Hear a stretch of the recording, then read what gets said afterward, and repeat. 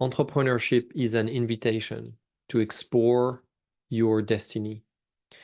It's an invitation to go explore and find a treasure that is so valuable. And that treasure is your truth along the journey of entrepreneurship, which is, it's not an easy journey. Along the journey, there'll be many challenges. You will be discouraged. And yet, the next day, you will be encouraged again, motivated, in awe with the insights you find, the relationship you build, and the wealth you create, the value you create for everyone. And the day after that, it will become hard again.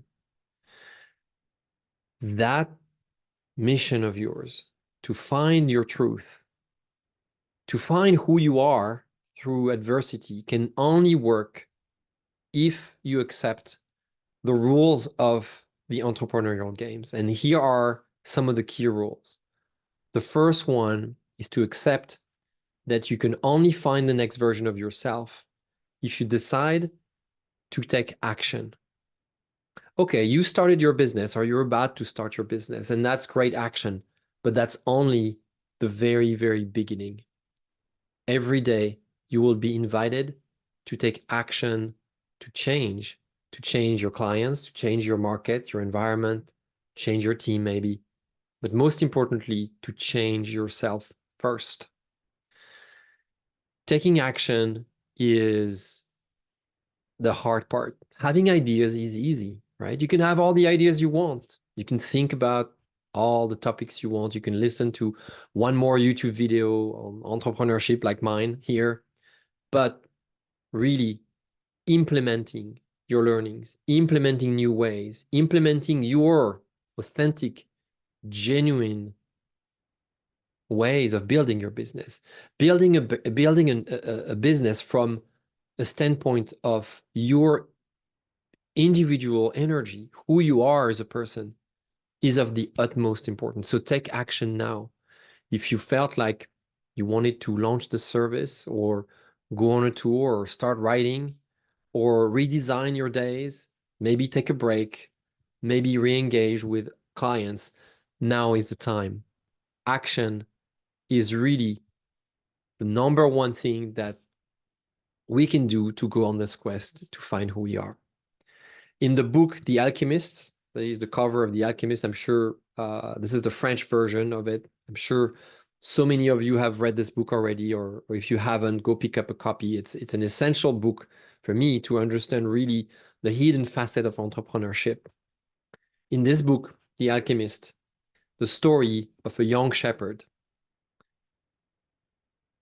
we see ourselves. It's inevitable. You will read, or you've read this book, and you will see yourself in the character. And you will see how the character has to go through this series of successes and yet hurdles.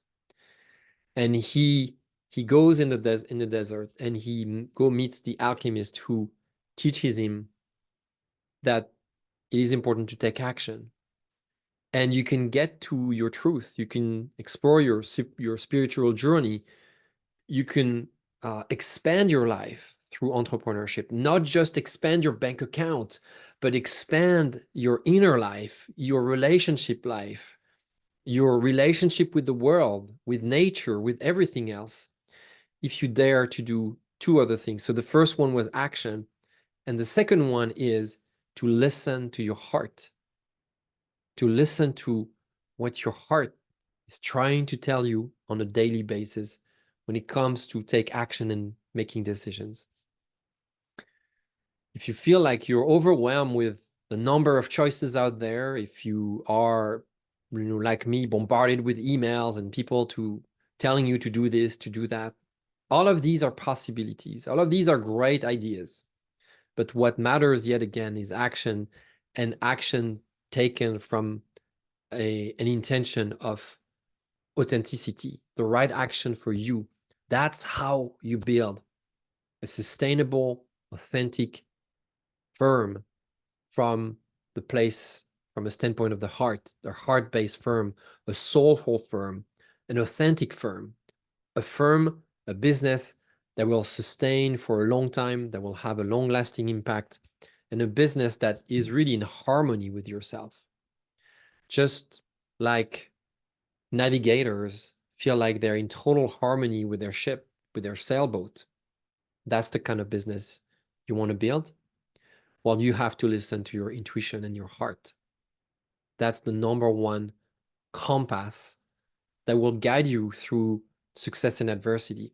So in the book, The Alchemist, the young shepherd learns the language of the heart and understands that if he can't connect with the heart, he will be limited. He will be torn apart by anxiety, by fear, by stress.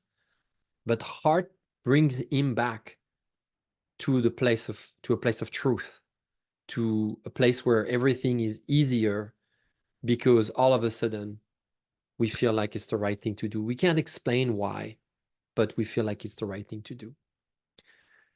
The heart is not the only way you make decisions. Don't get me wrong. The head also, logic and mental appreciation, mental discernment is so important. In fact, the heart sends blood to the head, right? And the head processes information and processes what the heart feels too. So in the book, The Alchemist, we learn the second lesson, which is to follow your heart. First lesson, take action. You can only evolve through more and more action and less thinking. And second lesson is to follow your heart.